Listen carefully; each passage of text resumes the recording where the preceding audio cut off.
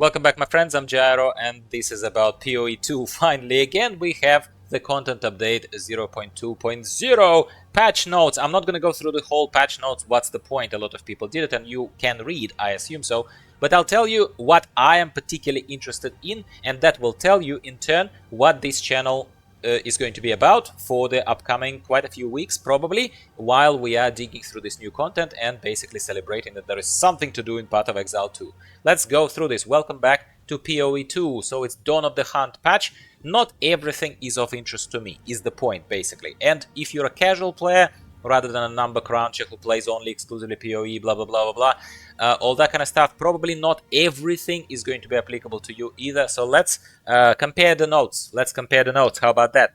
So the Dawn of the League is going to be treated as basically an actual league, how Path of Exile 1 treats its own leagues, which is great because it's a fresh new economy with the Dawn of the Hunt League. Interestingly enough, normally in Path of Exile 1, Dawn of the Hunt. Normally in Path of Exile 1, when a new league starts, you basically lose your characters. They don't get deleted, but they get moved into standard, out of the league. In this particular case, I don't know what exactly it means. Maybe that's exactly what it means. But they say that all of your old characters from early access launch are still present, which basically could mean either that they're present in the game, such as moved into standard in Path of Exile 1, or it could mean that they are present right there in the league, except their talent trees are reset. That remains to be seen, but that point number one is of interest to me, even though I didn't put a tick around it, and now my screen is lagging a little bit. That's why you will have to deal with this pink cross over here. All right, excellent. Now, I put a tick next to specific features that are of interest to me and that you can expect over the next few weeks for me to cover on this channel in one way, shape or form. So, new playable class, Huntress. What are you going to start seeing from, maybe not tomorrow, because tomorrow we will only start playing, maybe in a couple of days' time, is my first take on the Huntress, how Huntress feels in Path of Exile 2. You will no doubt will start playing as well. It possibly is not going to be something groundbreaking news per se, but I'm not trying to do that. I'm trying to tell you how I feel about the class, what's good about it, what's not good about it, and maybe you wouldn't have had time, and I'll save this time for you. So these different ascendancies of the Huntress are of interest to me. The Ritualist ascendancy is of interest to me. Others are as well. For some reason, it's only one mentioned here, but there are multiple. I am definitely interested in Smith of Kitava ascendancy for the Warrior, simply because in my earlier attempts kind of as Path of Exile 2, we spoke quite a few times on quite a few videos about Path of Exile 2. Already, I have not touched Warrior. I have not touched Warrior. I heard bad things about it. I heard that it's hard to level. I heard that armor sucks. I heard about different things. So now that they are fixing some things, bits and pieces on numbers scale, like regarding armor, for example, and damage mitigation in general, this new Smith of Kitava ascendancy, where he forges his own armor, his own weapons and stuff, it's great. I think I'm interested in that. I totally am interested in that. I'm less interested in Tactician ascendancy for Mercenary, because somehow I didn't get into Mercenary at all. I tried to build a Ballista build, and there was a video where I shared with you if Ballistas and just generally Totemic build for Mercenary is viable in Path of Exile 2, and conclusion was, to save you the time, that it's not. It wasn't. But now, this Tactician, even in the picture of Tactician, it is presented with Ballistas. But with a description that Jonathan Rogers said during the live stream of presenting this patch to us, when the announcement live stream was with the devs, he kinda only focused on the fact that it's a supporty boy, kind of like it's buffing your friends and all that kind of stuff. It's not about ballista-based build. Who knows? Maybe it's worth looking at, but I'm not too interested.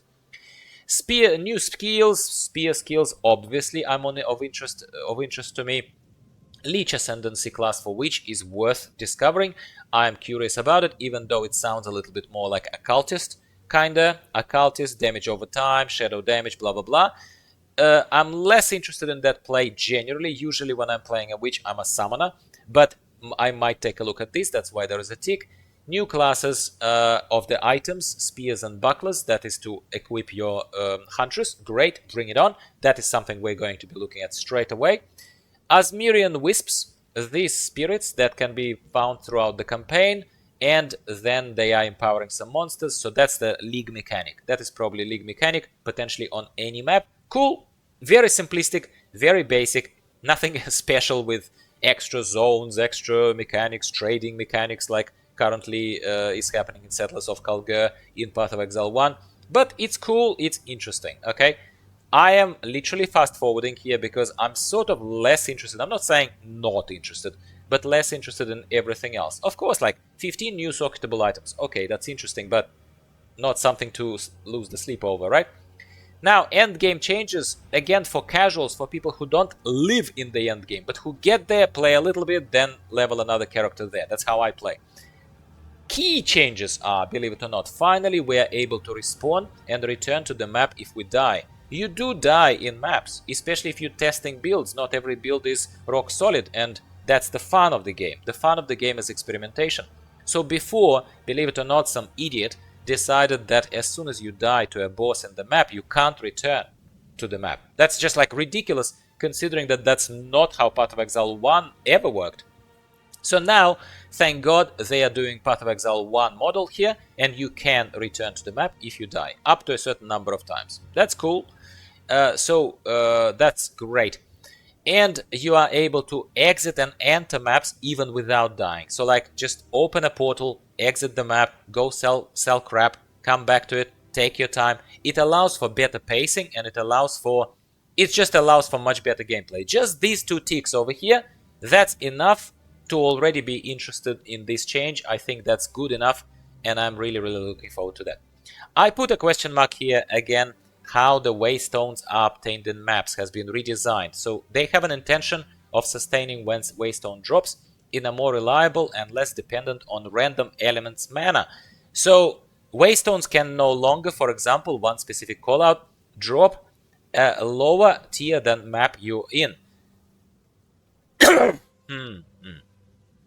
Well, it sort of makes sense, and it's sort of more rewarding for sure, but sometimes I didn't mind having lower tier maps dropping simply because I need those lower tier maps to feed my other alts, other characters with. When they just first graduate to reaching the end game, they need those tier 1 maps in abundance in order to go and, start cutting teeth into the end game. However, I can see that they've compensated it by, first of all, rewarding your main character with at least the same tier map and higher. And secondly, Doriani will now sell up to 10 waystones available for purchase, either at tier 1 or 1 tier below your highest completed tier, which basically addresses that point that your alts, so to speak, the fresh characters, they can just buy those waystones no problem with him. And then the first 5 different unique maps that you complete, unique maps, will grant 2 Atlas passive skill points for a total of 10 points. Okay, what this means even for a casual, it means that early cutting your teeth into the end game is going to be a little bit more rewarding and a little bit more productive for you, because you will progress through Atlas a little bit faster at first, and that will give you hopefully a few more impactful nodes that will affect and help your gameplay. I look forward to this. I do look forward to this. What else have I marked for myself? Probably not much more. I am interested in what are the notable passives and reworked some existing ones to make the available choices more interesting. When somebody says more interesting, I'm always interested, pun not intended. So this change alone, okay, cool. So they reworked something there in the Atlas passive, Atlas skill tree. You're about to see my cat on the screen because he's very curious about Path of Exile 2 as well, possibly. And then there are a couple of also callouts here. So many fire skills will now visually burn in grass areas. I appreciate this change because, let's say, in the grassy areas where you are dealing with ultimatum challenges in the Trial of Chaos, those, let's say, fire-based, I presume, circles on the ground that you are supposed to not stand in, sometimes amidst all the chaos, it's very hard to see them. So I presume that, among other things, that change is going to make those effects more visible, hence easier to dodge. Great. Improved performance of summoning and reviving minions. Who knows what that means, but it's great because I play summoners. So for me, this second tick here is also just as important, okay? And now, one major nerf that I am seeing that's of interest to me once again, one last time, is that freeze now builds up roughly at half the speed. This means that a completely OP and very therefore fun build such as Ice Strike Monk is going to be a little bit less OP, quite a bit less OP by the way, because general strength of that build, even while you're not in the best gear and not dishing out obscene amounts of damage, you can still disable enemies very quickly because they freeze very quickly. Now they will freeze at half speed, which basically means that the boss or something else may at least take a couple of wild swings at you before you freeze them, and they simply cannot do anything. Is it a good change? Is it a bad change? Remains to be seen, but this is what they're doing, and I definitely noticed it as well, my friend. And that's it. Ascendancy changes are starting down there, and I thought, both in the interest of not making this video too long, and because there would be a lot to say about ascendancy changes, I didn't want to talk about this today. Of course, I'm interested by default in what ascendancy changes bring, but let's focus on these first. Huntress, new ascendancies, Asmiri wisps, all that kind of stuff. You tell me in the comments down below if you can be bothered. What are you most interested in? Let's reignite the interest in Path of Exile, because now with the launch of this patch, of course there'll be more Path of Exile 2 content on my channel again. Yay! Thank you very much for watching, especially if you watched the whole video. You're very special to me. You're a pillar of this community for Path of Exile side of it, not World of Warcraft side of it, of course. And I'll talk to you next time, in a few days' time, about Huntress, the new ascendancies and the new class added to Path of Exile 2. Goodbye for now.